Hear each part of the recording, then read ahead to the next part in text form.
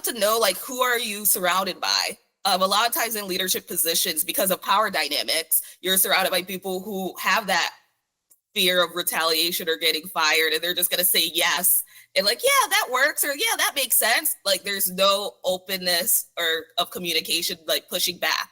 So there's almost a lack of accountability or consequence of just like when leadership or someone has this idea and no one's like, are you sure, or does that make sense?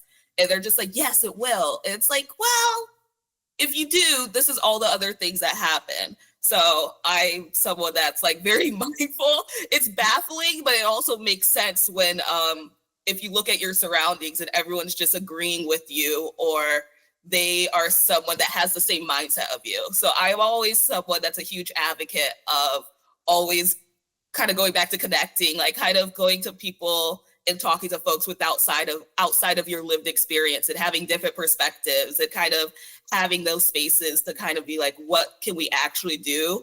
Obviously with a baseline of respect and things like that, but it's okay to disagree. It's okay to get other perspectives and just be like, okay, not everything has to be about you and your opinion, because if that was the case, you wouldn't have a team or employees or scaling or things like that. Like, you know, there's some people who might be more innovative or have a different perspective of you more than you realize, and you would never know because you laid them off or they left already.